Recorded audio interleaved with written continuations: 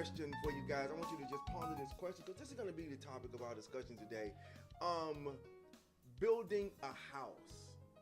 When you think of house building, I want to know how do you perceive a house being built? You know what I'm saying? I know most of you are not familiar with, the methods or the construction procedures for building a house. And I know most of us don't know those proceedings or those things, but I want you to just think on that, because we're going to be talking about house building today.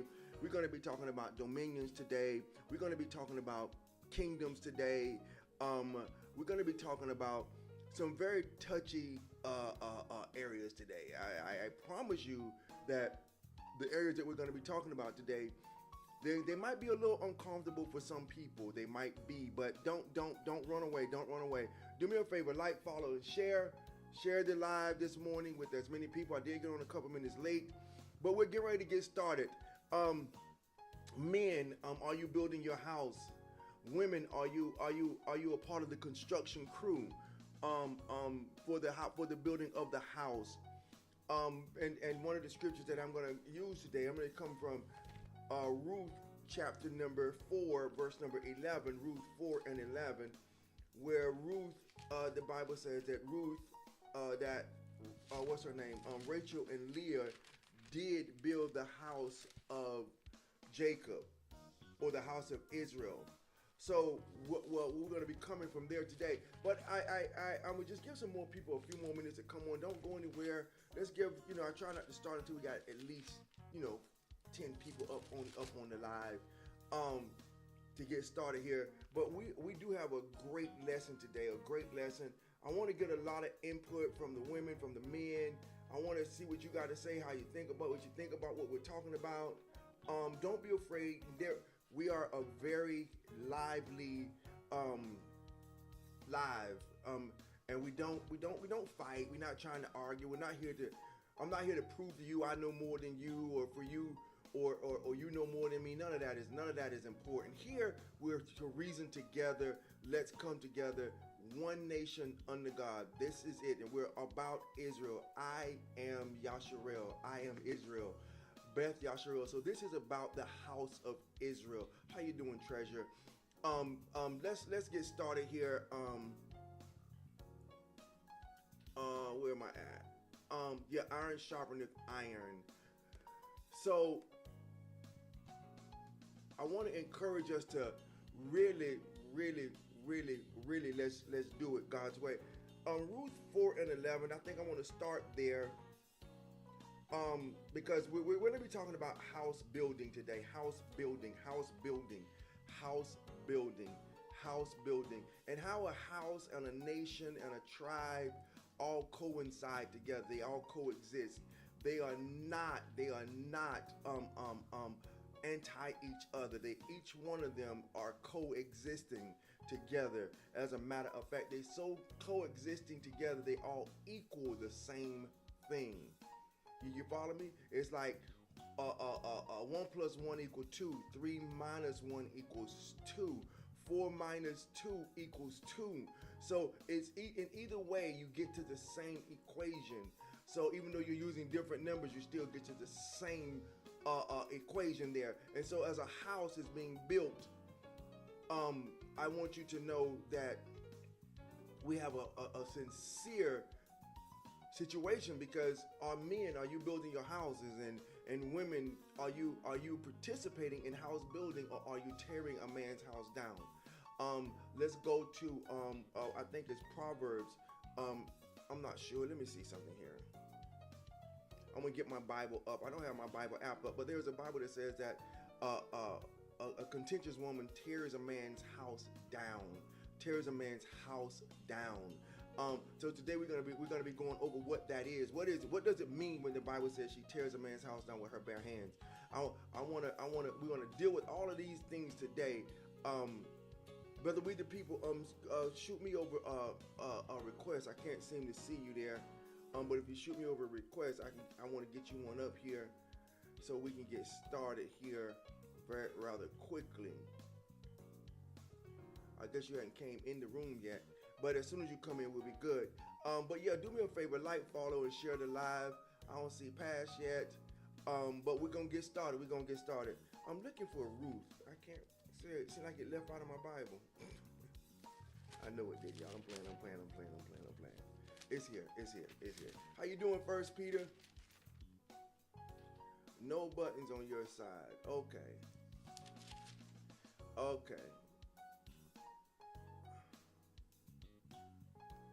Maybe that's what the problem is.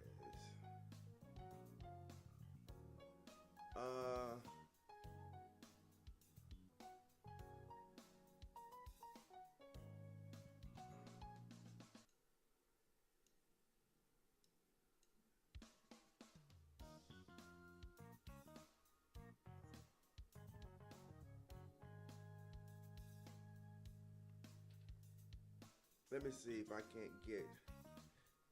I see if I can't get it. Did it come up yet, brother? We the people.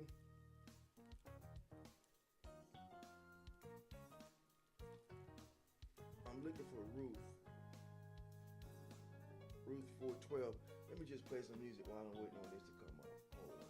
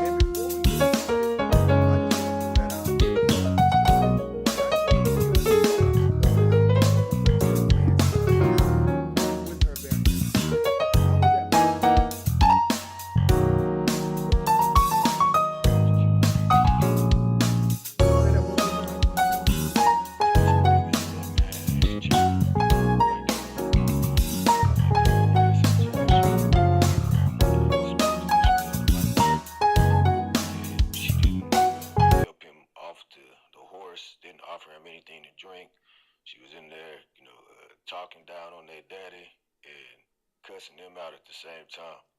And, Abraham left her with a message to leave her husband about putting the nail out the tent, which was pretty much put this one out the tent and get you another one.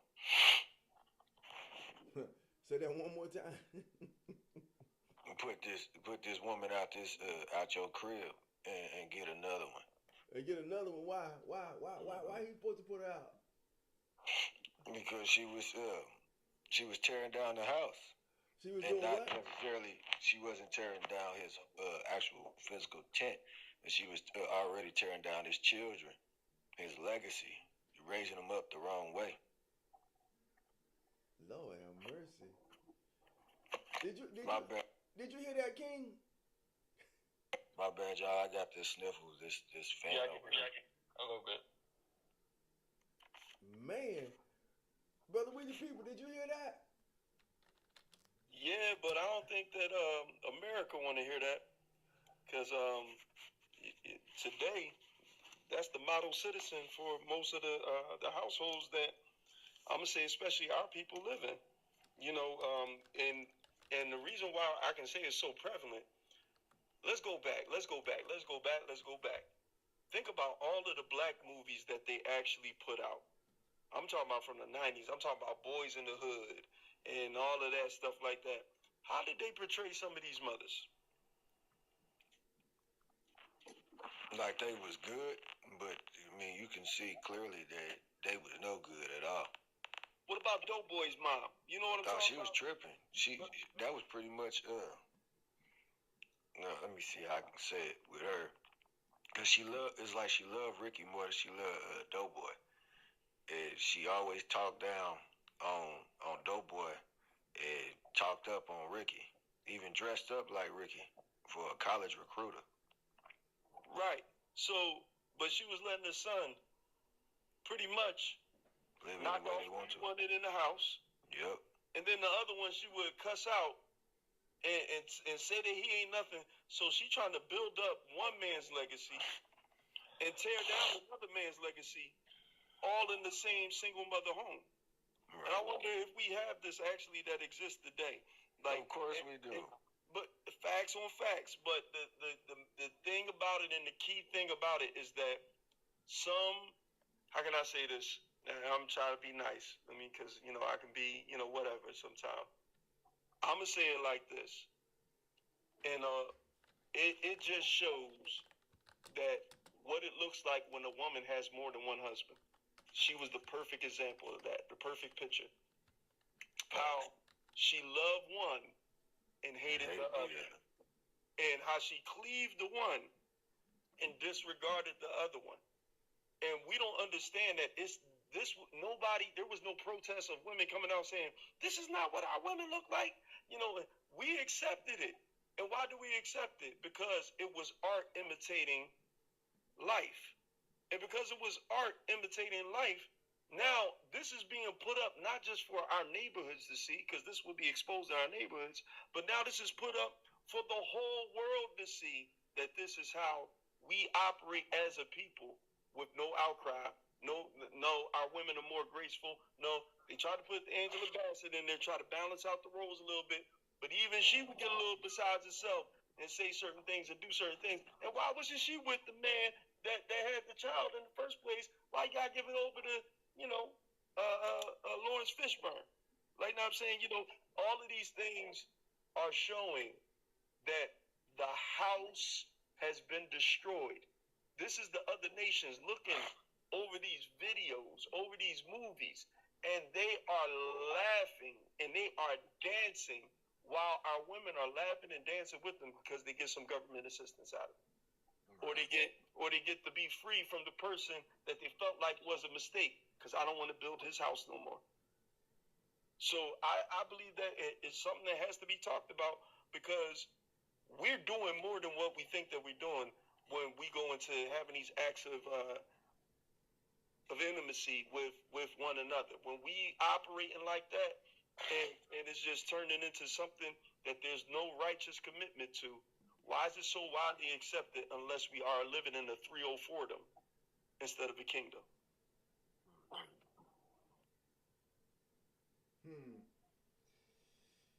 Goes back to the house. Hear ye the word of the Most High, O house of Jacob, and all of the families of the house of Israel. Back to the house. Jeremiah 2 and 4. Hear, O house of Israel, O house of Judah. Hear. Now, to Today we want to talk. Hey, Coach Carter, how you doing, my friend? Today, indeed, how are you? Joyfulness. We thank God for all of y'all. Hey, like, follow, and share. Let somebody know we're on, man. We're on. We got to get to 100,000, man. Let's get to 100,000. Let's get there quickly. And it says here, 2:13, for my people have committed two evils. What are the two evils? They have forsaken the fountain of living waters. What is the fountain of living waters? Anybody remember? The law of God, the law. The law, statutes, commandments. There you go. That's the fountain of living waters. Y'all might want to put that in your head.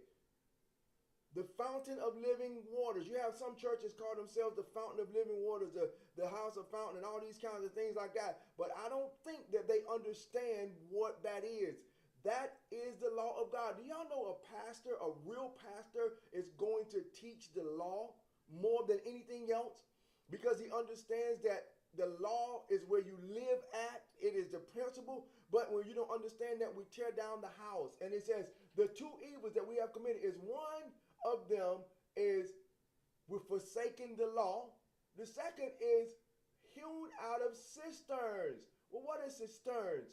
That means to bore a well, a pit. We have put ourselves in a pit. This is very serious because we put ourselves in the pit and it's like we have no way out. And so we're drowning ourselves because we don't understand house building. We don't understand that the law of the Most High is the standard for life. There we go. Thank you for that. Every wise woman buildeth her house. I read from you how we build it and how we tear it down. Today we're going to figure this all out. Today, and we're just going to take our time. We're going to figure this out today. Because aren't you tired of turning on the news and some young brother done unalived another brother? Aren't you tired of turning on the news or turning on social media and you see a bunch of girls fighting like animals? You know what I'm saying? You don't even see two lionesses in the jungle fighting. Show me where two lionesses fight each other over the king lion or for any reason. It's not common. Haven't seen it. What about two female monkeys fighting over the male monkey? I don't know. I ain't never seen it. I mean, this is, what do you call it, Pastor Knowledge? This is what? You call it something. This is confusion. It is confusion. Yes, hey man, can you bring my charger, please? This is confusion. I mean, really, where do we see it at? Only with women. Only with our women. That's our real women. It's a ball of confusion, as I told we the people, like the song by the Temptations. The ball of confusion. Facts on facts. But they got to see that we're not picking on them. Like the women, if you're a woman out there, just understand this. You're dealing with brothers that love you, that respect you. We're not picking on you. We're showing you that you're being targeted to take over the community with chaos. You are being targeted as the ambassador that represents a whole different system that is away from the laws of the Most High, because it's the fastest way to take over a kingdom and to destroy a kingdom is to the one that's nearest to the head. I would add to that if I could real quick. Are you guys able to hear me? Yes. Okay, cool. It's like, in the garden where we see Adam and Eve, the way Eve tore down the kingdom was she was not following behind her husband, right? She went her own way and did her own thing. And when he said, like, they're targeting the women, it's because they know when she does not have a covering or she's not behind that man, she's an easy target, right? In order to be protected, you got to be behind him, right? He's going to take the blunt of the attack. But if you're out in front, you take it. And more than likely, you're not going to be able to take it. So when he says they're targeting, like with Eve, he went to Eve. He knew not to go to Adam. He knew not to go to Adam. He went to Eve when she was away from Adam, right? And then even used Eve to give Adam, right, the fruit. And that's why I always say for men have to always follow God, not to follow your woman, because that's where Adam sinned, because Adam followed her when that was never his instruction. His instruction was to lead her and for her to follow him. So I think for the sisters, I would just say be careful of trying not to take the lead, because it's more than likely going to be, right, the devil trying to find a chink in the armor, and he's targeting you to try to get into the family. Because what happened after Eve ate the fruit and then gave it to Adam? Sin came into the world. Now everybody, the whole house is broken. Now God's trying to rebuild the house, but we got to start by the first things that happened in the garden. Men take the lead, follow the statutes and commandments that God gave, and women follow the men. But I land. Listen. With what he said right there, I want you to go over to Jeremiah 3 and 12.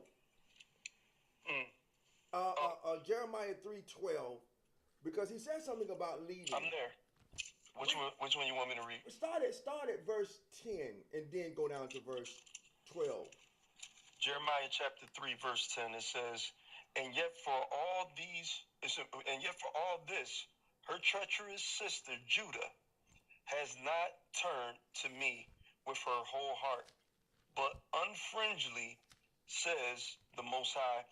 And the Most High said unto me, the backsliding Israel has justified herself more than treacherous Judah. Go and proclaim these words towards the north and say, return, you backsliding Israel, saying the Most High, and I will not cause my anger to fall upon you. For I am merciful, says the Most High, and I will not keep my anger forever. Only acknowledge your iniquities. Only acknowledge your iniquities. Only acknowledge your iniquities, that you have transgressed against the Most High, your Elohim, and have scattered your ways to the strangers under every green tree, and you have not obeyed my voice, says the Most High. Turn, O backsliding children, says the Most High, for I am married to you. To who? I am married to you. To who? And I am married to you. Wait. Israel. There you go. Because some people would Christianity would mean that he's married to the whole world, even the enemies. No, that's not what it said. Okay. It says, for I am married to you, Israel, Judah. So now, if I continue, watch this. It says, and I will take you, one of a city, and two of a family, and will bring you to Zion, and I will give you pastors according to my heart, the laws of the Most High, which shall feed you with knowledge and understanding. And it shall come to pass, when you be multiplied and increase in the land in those days, says the Most High, they shall say no more, the ark of the covenant of the Most High, neither shall it come to mind, neither shall they remember it, neither shall they visit it, neither shall that be done anymore. That's good. That's good. All right, cool. That's good. Because the point that I want to make is the value of understanding that we have to acknowledge that we all have transgressed. That's the first point. The second point is during the acknowledgement of transgression, God is going to send you someone. He says, and I will give you pastors according to my heart, which is going to feed you. Feed you. That means there's a hunger. Amos 8 and 11. In the last days, there will be a famine in the land, not for food and water, but for hearing. That means that there is a hunger for hearing the word of the Most High. What is the word of the Most High? The law of the Most High. And so, as a pastor, his main objective is to give you knowledge and understanding. And where does that come from? Where does knowledge and understanding come from? According to the scriptures in Deuteronomy chapter 4, verse 6, where does it come from? You know it comes from the laws. There we go. Now, Comes from them commandments. we're going to keep going because since we're on it, we're going to build this house. We're going to stop tearing the house down. Men, you need to understand what the house is. And we As a nation, as a tribe, children, or as an individual, which way you want to go? all three. As a nation, as a tribe, and as an individual. Because all three of them are synonymous. They're parallel. They're equal to each other. They're running together. They're equal. One is not in front of the other. Okay? And so I wanted to go right here. And it says that, and this right here, Brother King brought out a minute ago, he says that as for my people, children are their oppressors, and women rule over you. That's Isaiah, right? Yeah, Isaiah 3:12. 3:12, yeah. So he says, and women rule over you, oh my people. He's still talking to us, and he's really speaking to men. Because if he's speaking to the man, he wouldn't say women ruling over. He wouldn't have put the woman rule over you. He's speaking to the man because he's telling the men that women rule over you. And then he says, that which lead thee cause thee to error and destroy the way of thy paths. What is the way of your paths? Your legacy. And so what happens is a lot of us have our legacy running around in what we call the ghetto, running around in another man's house, running around in a house, in a brothel. You ain't never lied on that one, huh? Because see, a brothel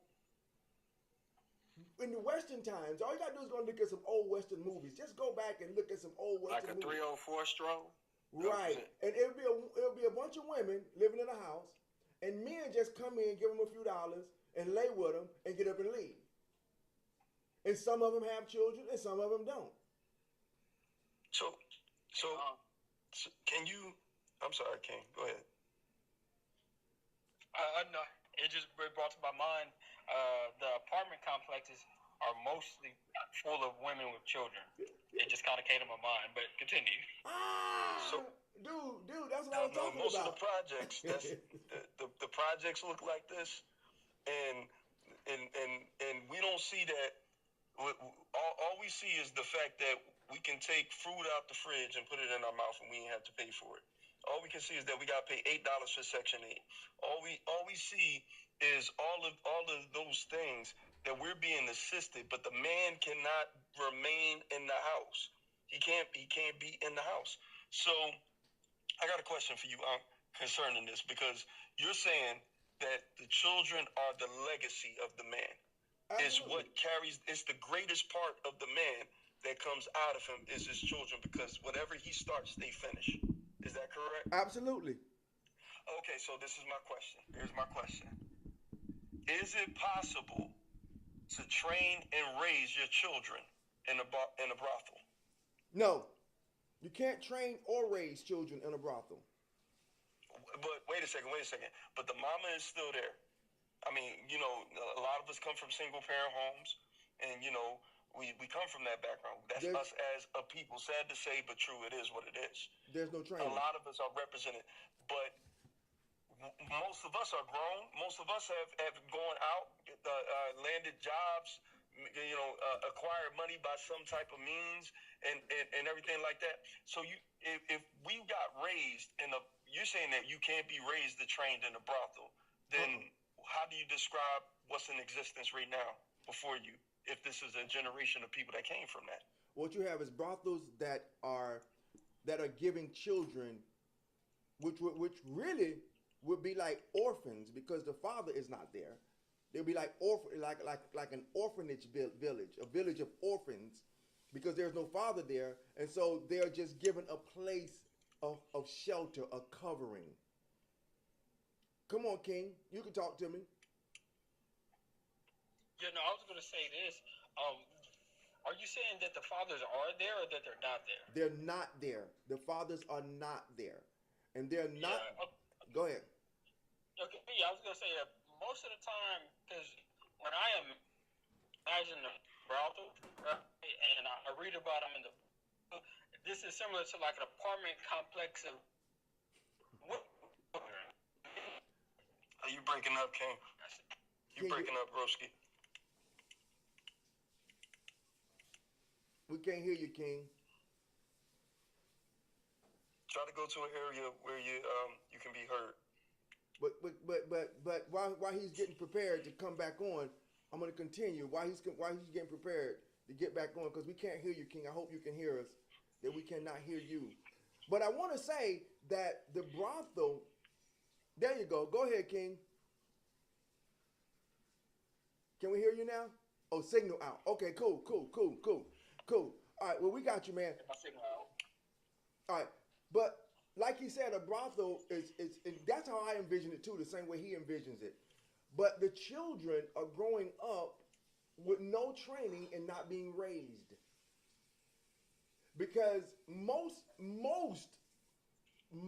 of the people that are in there with the children that's given a covering can't do meal planning, don't know how to do basic home instructions, doesn't have any type of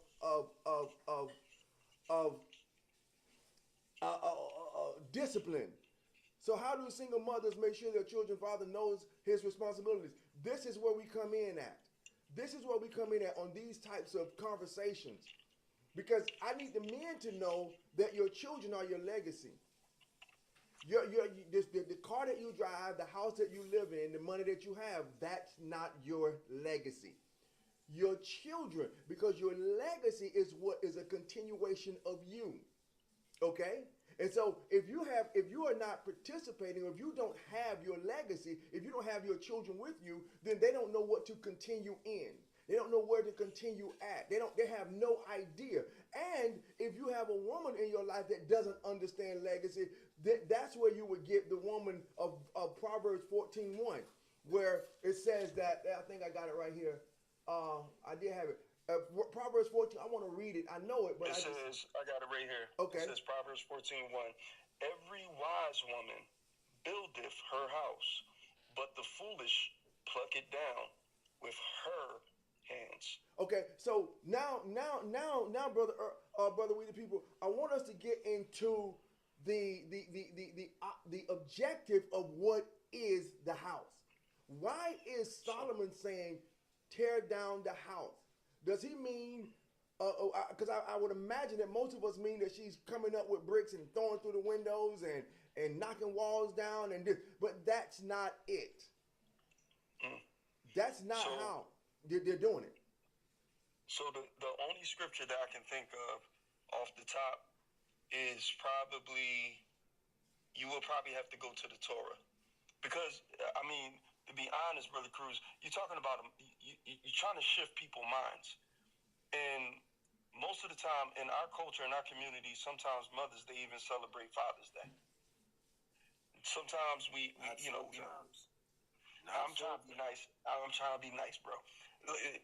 But they celebrate Father's Day a lot of times, and not all, but there's a lot that's a vocal, group of our women that do that, and they let it be known that.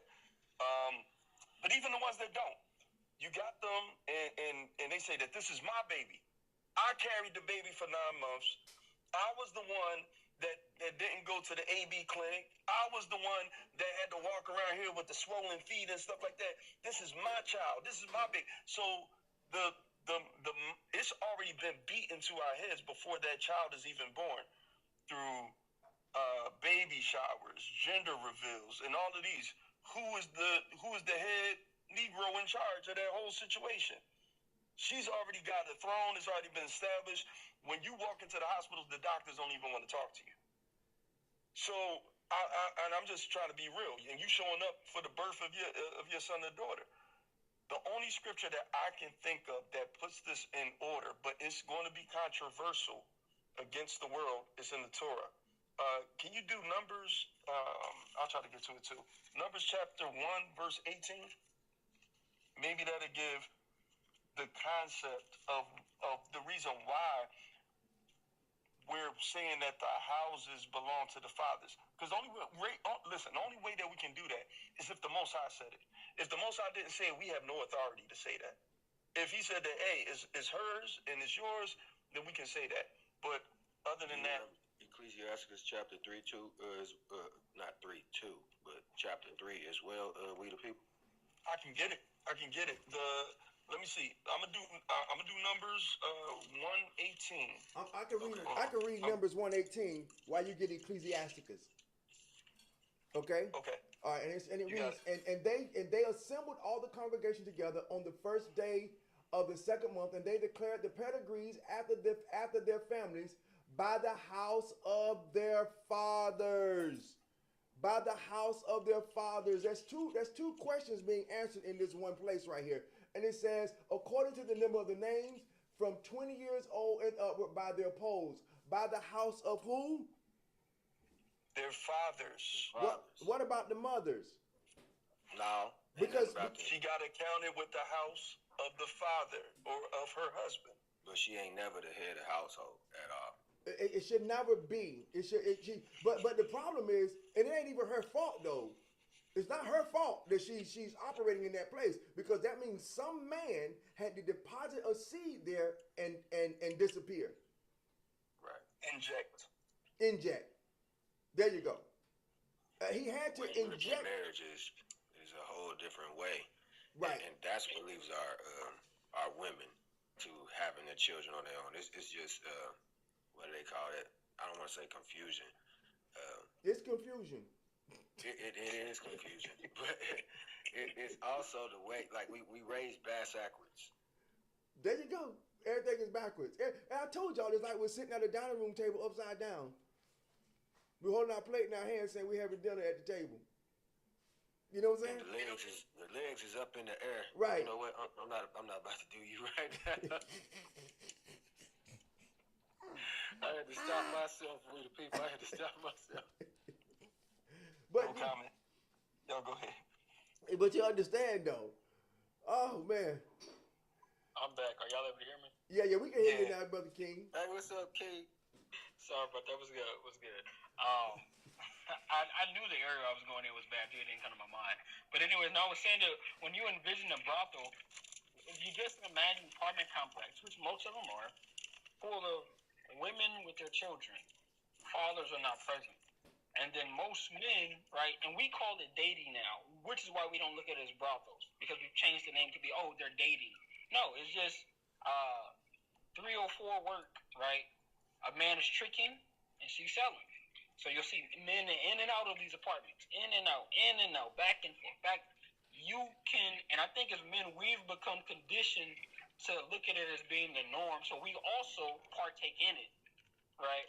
But so I think it was like you said, we've been trained in this, and we have to recondition our mind that this is not acceptable.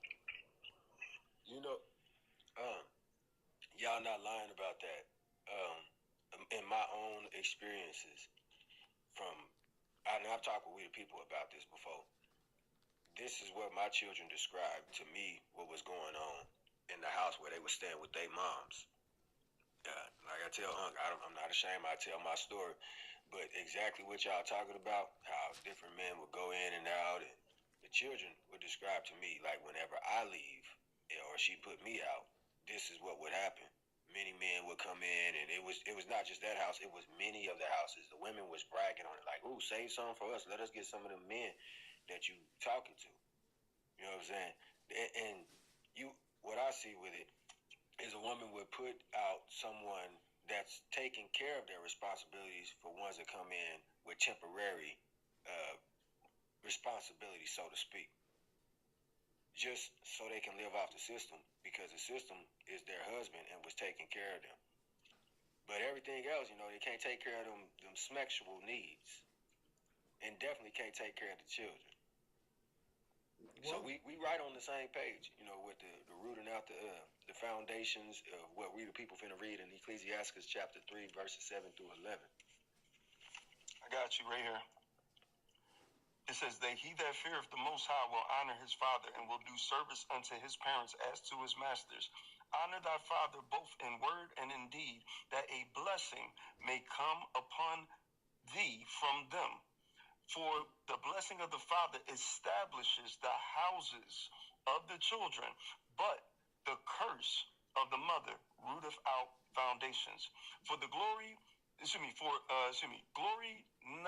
glory not in the dishonor of thy father, for thy father's dishonor is no glory unto thee.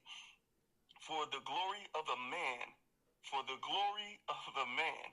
is from the honor of his father, and a mother in dishonor is a reproach to the children. So when the children honor the mother over the father, it's more of a